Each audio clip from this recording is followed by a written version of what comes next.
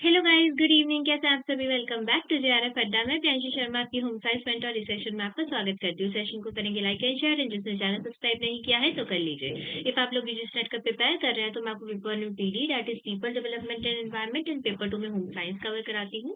जो अपना पीडी वाला सेशन होता है वो होता है सैटरडे संडे को सुबह 11 बजे, और जो अपना ये होता है आपका जेआरएफ अड्डा चैनल के ऊपर। और जो आपका होम साइंस का सेशन होता है वो होता है मंडे ट्यूसडे वेडनेसडे को आपका जेआरएफ अड्डा चैनल के ऊपर शाम में 7 बजे। और थर्सडे एंड फ्राइडे को हमारा सेशन होता है गुरुकुल वाले चैनल के ऊपर शाम में 7 बजे। तो आप गुरुकुल वाले चैनल पे जाइए और जाके सब्सक्राइब कर लीजिए और बेल आइकन भी प्रेस कर लीजिए ताकि आपको डेली क्लासेस की नोटिफिकेशन मिलती रहे। और जाइए जेआरएफ अड्डा एप्लीकेशन भी डाउनलोड कर लीजिए, क्योंकि यहाँ पे आपको फ्री पीडीएफ मिल जाता है सारी क्लासेस का।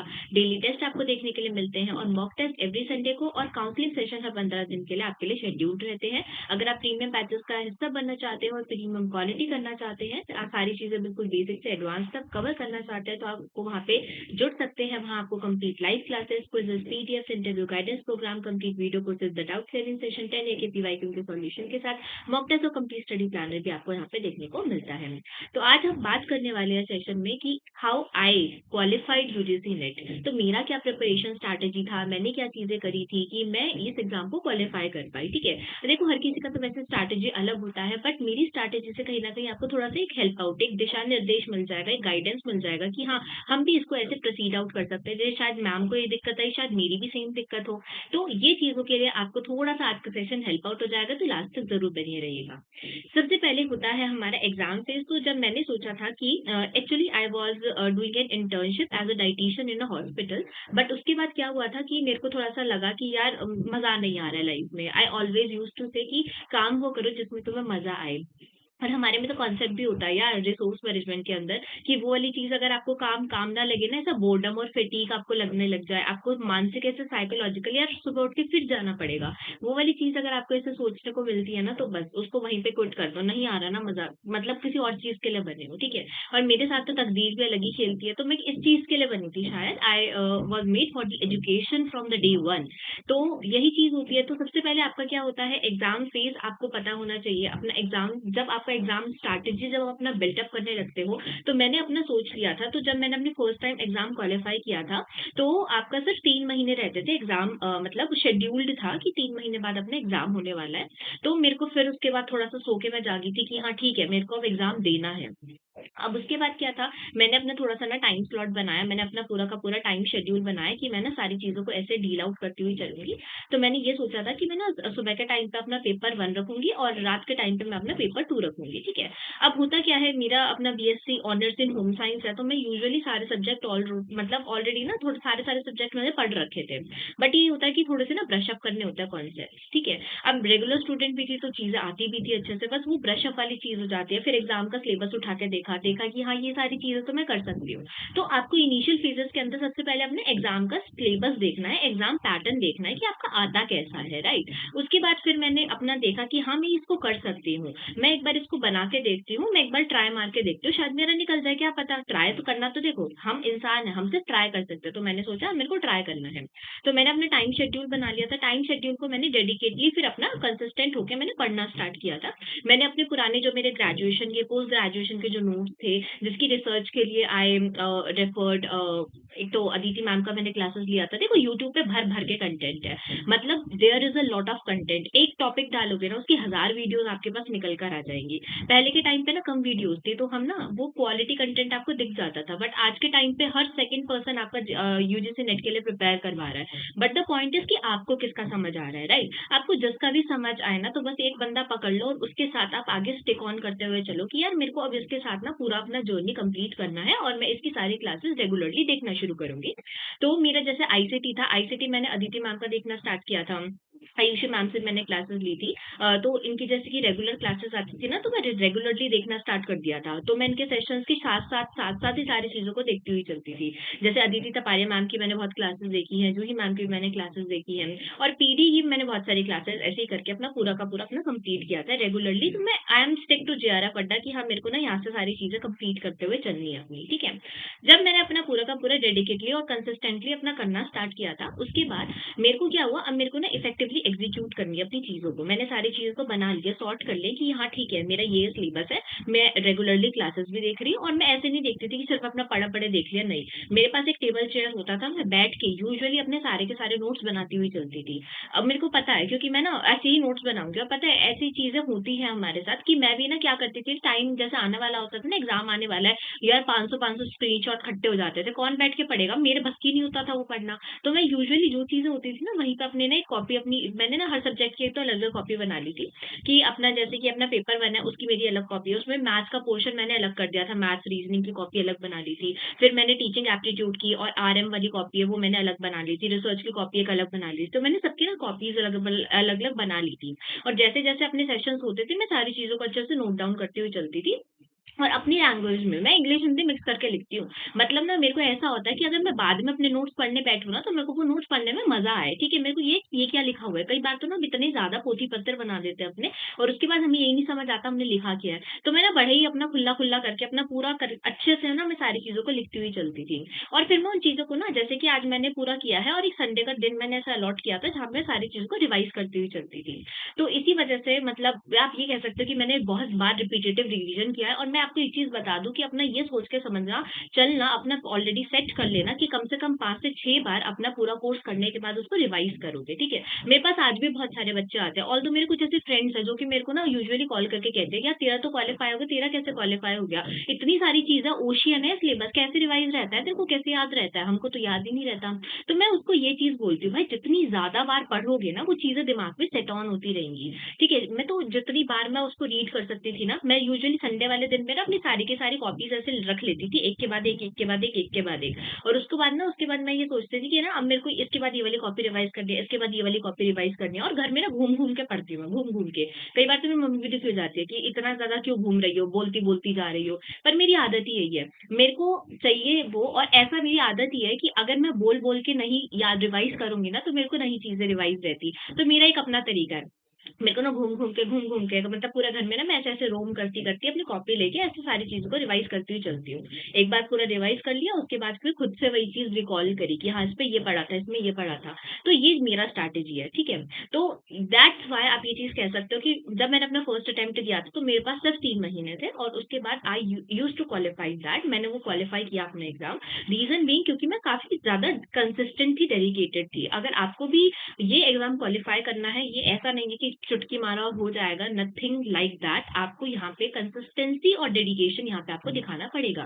तो आपको अंडरस्टैंडिंग सिलेबस अंडरस्टैंड करना बहुत इंपॉर्टेंट होता है कि आपको अपने कौन से रिसोर्सेज़ कहाँ से यूज़ करने हैं। It's very mandate. ऐसा नहीं है कि आप अंधाधुंध कुछ भी करने स्टार्ट हो जाओगे। Stick to the one resource, 10 जगह मत घूमो, 10 जगह घूमोगे तो कन्फ्यूज़ ही हो जाओगे। स्टिक टू वन रिसोर्स, जिसका भी देखते हो, जेआरएफ अड्डा का देखते हो सारी क्लासेस, जेआरएफ अड्डा की देखो, किसी और चैनल की देखते हो, किसी और चैनल की देखो, बट स्टिक टू वन चीज़, ठीक है? ऐसा नहीं कि 10 चीज़ें अलग-अलग हो रही है तो 10 चीज़ों में घुसे हुए हो, वहाँ पे कन्फ्यूजन क्रिएट हो जाता है भाई, लिटरली मैं अपने खुद के एक्सपीरियंस से बता रही हूँ। तो क्या है अपना पूरा क्लियर अंडरस्टैंडिंग अपने सिलेबस का रख लो कि हाँ, ये वाली यूनिट ये है। अब जैसे कि मेरा ना स्पेशलाइज़ेशन फूड एंड न्यूट्रिशन के अंदर है, तो मेरा ना क्लियर अंडरस्टैंडिंग मेरे को स्टार्टिंग से पता लग गई थी कि जो मेरा वीक एरिया है, वो मेरा यूनिट नंबर 3 एंड 4 है। टेक्सटाइल मुझे नहीं आता था क्योंकि मैंने बहुत डिटेल में पढ़ा ही नहीं था वो कभी।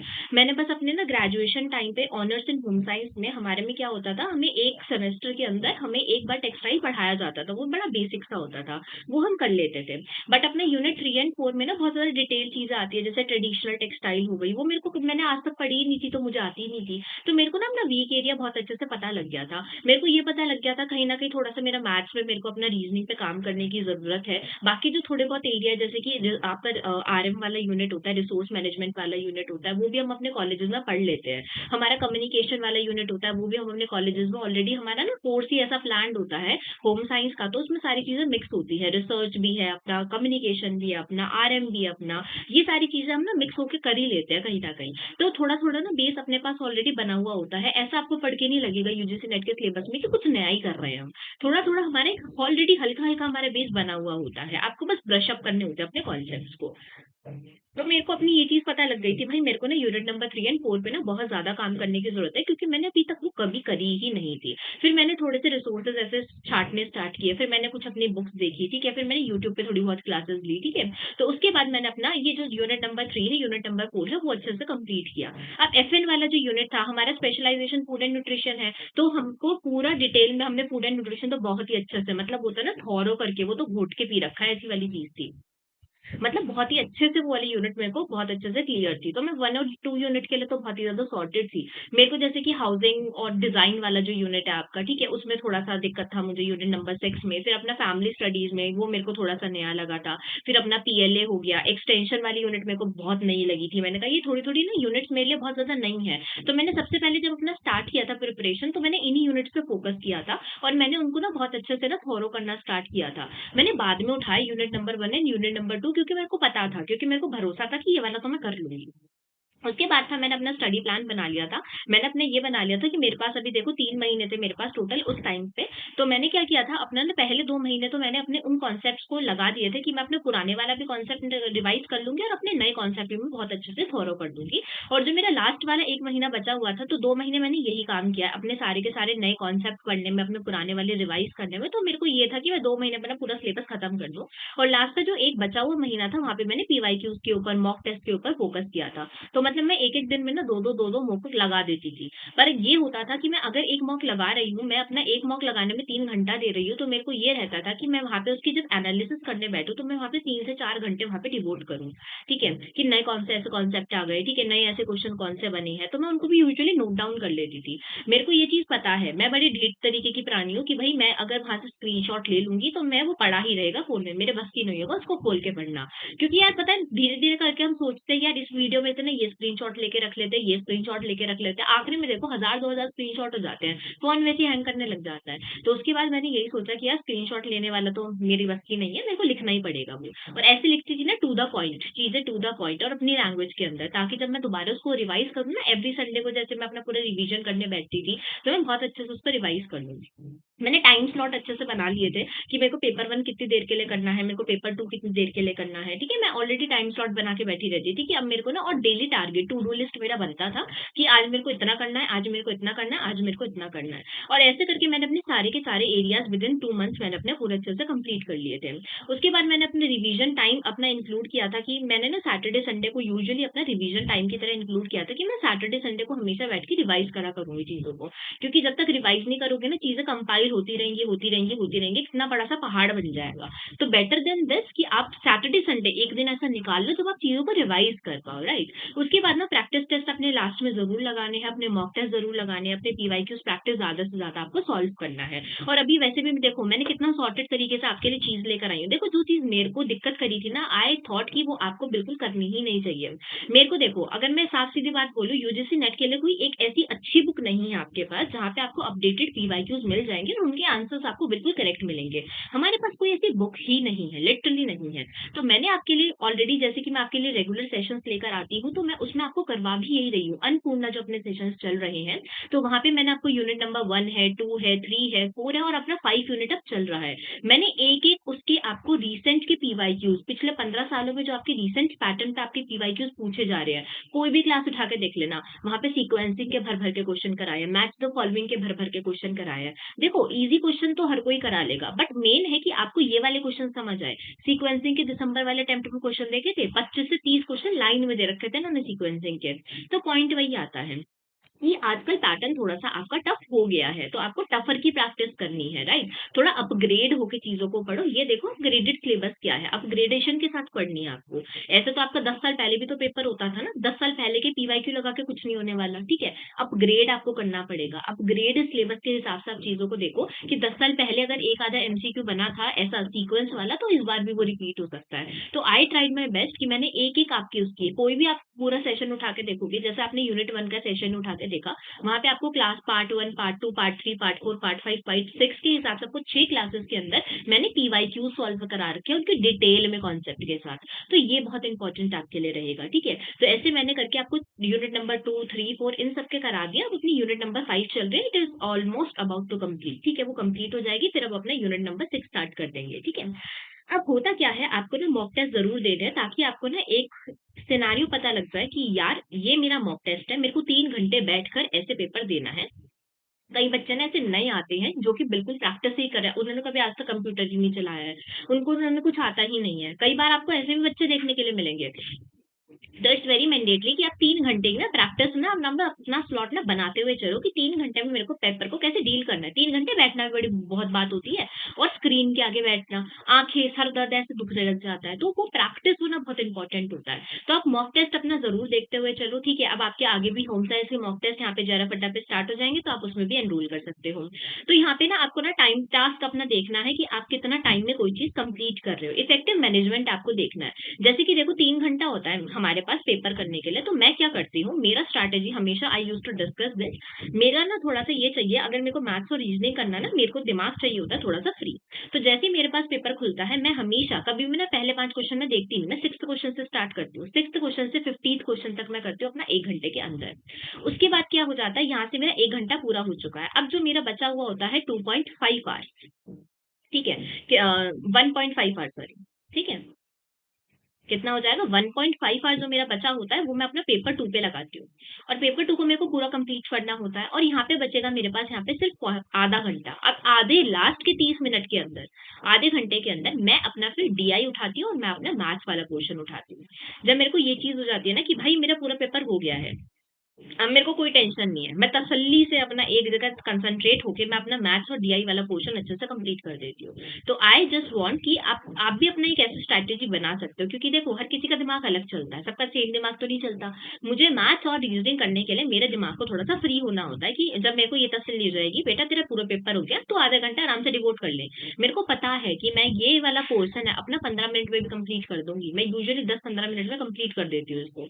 बट द पॉइंट इज मेरे को तसल्ली चाहिए होती है, मेरे दिमाग में ये सेंस करता है कि हाँ ठीक है, अब चांशी तेरे पास ना बहुत सारा टाइम है, अब तो आराम से मैथ्स वाला पोर्शन कंप्लीट कर सकती है, तो मैं ये वाली चीज करती हुई चलती हूँ। होता सारा देखो दिमाग का ही खेल है। तो ऐसे करके मेरे 3 घंटे ऐसे मेरे पूरे होते हैं। तो आप भी अपना एक सोचो, अपना जब आप मॉक दोगे ना, जब आप अपना स्ट्रैटेजी बिल्टअप कर पाओगे, मेरे लिए ये बेस्ट सूटेड स्ट्रैटेजी है। आपके लिए हो सकता है कि कुछ और बेस्ट सूटेड स्ट्रैटेजी हो, तो आप अपना स्ट्रैटेजी खुद से बनाओ। कुछ लोग होते हैं पेपर 2 को पहले स्टार्ट करते हैं, फिर पेपर 1 करते हैं, तो आप देखो पहले 2 तो सही, आपको कौन सा बेस्ट सूट कर रहा है, ठीक है? तो मॉक टेस्ट देना बहुत इंपॉर्टेंट होता है, और अपनी स्पीड को अच्छे से इंप्रूव करते हुए चलो। एक्यूरेसी बहुत आपकी सही होनी चाहिए भाई, एग्जाम को एक सारे क्वेश्चन को ढंग से पढ़ना है, जहाँ नोट लिखा है नोट पढ़ना है, ठीक है? कोई चीज नहीं आ रही है समझ में, उसको 2 बार तो पढ़ने के लिए अपने पास होना चाहिए। नहीं आ रहा है समझ में, ऊपर से लैंग्वेज चेंज कर दो, हिंदी में कर सकते हो। आधे लोगों को यही नहीं पता होता, जब आप स्क्रीन के जब आपके क्वेश्चन देख रहे होते हो, तो आपका एक पर्टिकुलर क्वेश्चन को आप हिंदी में चेंज कर सकते हो, क्योंकि मैं हमेशा इंग्लिश लैंग्वेज ऑप्ट करती हूँ। बट मेरे को ना कई बार ऐसे होता है, जैसे रिसर्च में कुछ ऐसे वर्ड्स आ गए, ठीक है? जैसे कि आपकी रेलिक्स हो गया, जैसे आपका टेस्टिमनी हो गया, तो ये वाले सारे वर्ड्स ना मेरे को जैसे कि इनके मतलब नहीं पता थे, मैं पहली बार पढ़ रही थी, बट हिंदी में मैंने उसको कम देखा तो उसको अवशेष कहते थे। यार मैंने कहा बड़ा ईजी है यार ये तो आप पर्टिकुलर क्वेश्चन की लैंग्वेज भी चेंज कर सकते हो। तो ये सारी चीजें कैसे पता लगेंगी भैया, जब आप मॉक दोगे, तो मॉक देना शुरू करो, पीवाईक्यू ज्यादा से ज्यादा लगाओ, और ऐसा अपना सिनेरियो बनाओ कि आप लैपटॉप पे या फिर कंप्यूटर पे बैठ के दे पाओ, ताकि आपकी ना स्क्रीन वाली एक हैबिट बन जाए। क्योंकि जब वो ऊपर से ना टाइम टिक टिक टिक टिक पीछे चल रहा होता है ना, और ऐसा एकदम से वो हो जाता है कि बहुत कम टाइम है, बहुत कम टाइम है, ठीक है? ऐसे करके हमको बहुत ज्यादा वो हो जाता है, एक एक आप ये कह सकते हो एक पैनिक वाला सिचुएशन हमारे लिए बन जाता है, और हम आते क्वेश्चन भी गलत कराते हैं। तो जब आपका एक पूरा एक टाइम स्लॉट के हिसाब से आप सारी चीज़ों आपकी बॉडी वो अडैप्ट कर जाएगी ना चीज़ों को, तो आप आराम से चीज़ों को लिटरली बहुत अच्छे से आप सॉल्व कर पाओगे। और मैक्सिमम ट्राई करो, पैटर्न देखो, इस बार पैटर्न में बहुत ज़्यादा आपके सीक्वेंसिंग वाले, मैचिंग वाले क्वेश्चन भर-भर के सीक्वेंस में 7-7, 8-8 सीक्वेंस दे दिया था। तो आपको ये वाले सारे क्वेश्चन की अच्छे से प्रैक्टिस होनी चाहिए, ठीक है जी? तो अपना ना मॉक टेस्ट अपनी परफॉर्मेंस आपकी इंप्रूव कर सकता है, अपने वीक एरियाज को पहचानो, उस पे काम करना स्टार्ट करो, अभी भी टाइम है, सारी चीजें सॉर्ट कर लोगे, बट अपने वीक एरियाज देखकर उस पे काम करना तो शुरू करो। अब मैं आपको ऑलरेडी सीरीज अन्नपूर्णा में चला रही हूँ, ठीक है? वो अच्छे से करना स्टार्ट करो, रिविजिट करो टॉपिक्स को, ऐसा नहीं है बस पढ़ के छोड़ दिया, बार बार उन टॉपिक्स को रिवाइज भी करना है। अगर आपको लगता है कि सारी चीजें आप नहीं कर सकते हो, तो मैं बैठी हूँ गाइडेंस के लिए, मैं आपको मेंटोर करूंगी कि कैसे आप चीजें कर सकते हो। कोई भी दिक्कत होती है मेरे को कमेंट सेक्शन में पोस्ट कर दो, ठीक है? मैं उसके रिगार्डिंग आपके लिए एक वीडियो ज़रूर लेकर आ जाऊँगी। तो पॉइंट यही रहता है, तो कहीं से किसी से पूछो तो सही, अपने इस चीज़ में नहीं रहना कि अपने आप कर लेंगे, अपने आप कर लेंगे, नहीं। अगर आपको लगता है कि कोई आपको हेल्प आउट कर सकता है, तो reach for the help, reach for the guidance, ठीक है? हम इस चीज़ पे है कि देखो, आपको ना एक एक ऐसा पर्सन जो कि 10 बारी कुछ फेल हुआ हो, ठीक है? और उसने अपनी लाइफ में कुछ उखाड़ लिया हो, उखाड़ लिया is the right word, right, उसने अपनी लाइफ में कुछ अचीव कर लिया हो, ही और she will be the always the right person जो कि आपको एक ट्रू गाइडेंस दे सकता है, राइट। तो ऐसे लोगों से कनेक्टेड रहो, ऐसे लोगों से आप गाइडेंस ले सकते हो कि भाई आपने क्या किया था, व्हाट्स योर स्ट्रैटेजी, ठीक है। क्योंकि दूसरों की चीजों को जब हम सुनते हैं ना, तो हमको थोड़ा सा मोटिवेशन भी होता है, प्लस हमको थोड़ा सा गाइडेंस अपने लिए भी पता लग जाता है कि हम चीजों को ऐसे केटर आउट कर सकते हैं। मॉक टेस्ट अपने और प्रैक्टिस क्वेश्चन ज्यादा से ज्यादा सॉल्व करने का ट्राई करो, रीसेंट पैटर्न देखो, पीवाईक्यूज भर भर के लगाओ, ठीक है। जितना लगाओगे रीसेंट पैटर्न के हिसाब से उतना ही ज्यादा एक्नॉलेज हो जाओगे और अपना एक सुटेबल आपका एनवायरमेंट बन जाएगा। अभी बहुत कम टाइम रहता है, हार्डली आपके पास 30 to 45 डेज रहते हैं, तो इसके हिसाब से आप अपनी चीजों को सॉर्ट करते हुए देखो और देखो कि कैसे आप चीजों को बेहतर डील कर पाओगे, ठीक है। और अपने लिए बेस्ट ऑप्शन चुनो और उसको इम्प्लीमेंट करो। सोचने का नहीं होता, उसको इम्प्लीमेंट भी करना है। रात को सोच लो, सुबह उठ के सोच लो कि भाई अब ऐसे करना है, इतना टाइम पीरियड है, कैसे चीजों को केटर आउट करना है। अभी भी टाइम है, चीज अभी भी हो जाएगी, बट आपका थोड़ा सा डेडिकेशन बहुत इंपॉर्टेंट है, आपको डेडिकेटली सारी चीजों को अच्छे से डील करना पड़ेगा, ठीक है। अभी एग्जाम इतना छोटा नहीं है, पहले तो होम साइंस में ना ज्यादा लोगों को नॉलेज ही नहीं होती थी, बहुत कम लोग एग्जाम देते थे, बट अब नंबर इंक्रीज हो गया है, नंबर इंक्रीज हुआ है तो बेटा कंपटीशन भी बढ़ गया है, तो उस हिसाब से आपको चीजों को डील आउट करते हुए चलना है, ठीक है जी। 45 डेज का आपके लिए क्रैश कोर्स भी आ चुका है पेपर वन के लिए, ऑफलाइन बेसिस पे, तो आप एनरोल आउट कर सकते हैं। और ये हमारे डिफरेंट प्लेटफॉर्म्स रहेंगे जहाँ पे आप हम लोगों से ज्वाइन कर सकते हैं। अगर आप मेरे साथ पर्सनल इंस्टाग्राम चैनल पे जुड़ना चाहते हैं तो प्रियांशी_GRF अड्डा अगर आप डालेंगे तो मेरे साथ आप पर्सनल इंस्टाग्राम चैनल के ऊपर जुड़ सकते हैं, और आप पर्सनली मेरे साथ टेलीग्राम चैनल पे भी जुड़ सकते हैं, JRF अड्डा home science by Priyanshi ma'am, अगर आप चैनल के ऊपर डालेंगे, टेलीग्राम के ऊपर डालेंगे तो आपको मेरा चैनल मिल जाएगा, ठीक है। तो आप मेरे साथ जुड़ सकते हैं, जहाँ पे आप मैं डेली क्लासेस का आपका लिंक भेज देती हूँ, कोई इंपॉर्टेंट नोटिफिकेशन होता है किसी भी जॉब के रिगार्डिंग, कहीं पे कोई वैकेंसी है, तो मैं आपको सारी चीजें शेयर करती रहती हूँ, तो आप मेरे साथ जुड़ सकते हैं। Thank you so much guys. आज आई होप आपको सारी चीजें एक आज की क्लास के आपको एक थोड़ा सा पाथ दिख गया होगा, एक पाथ मिल गया होगा कि हम भी चीजों को ऐसे केटर आउट कर सकते हैं। क्लास कैसा लगा प्लीज कमेंट सेक्शन में जरूर बताइएगा, आपका एक छोटा सा कमेंट मेरे लिए एक मोटिवेशन होते हैं। तो मिलते हैं अपने अन्नपूर्णा वाले सेशन में और अपनी पहली वाली क्लासेस में। Thank you so much guys, bye bye, take care, have a good day.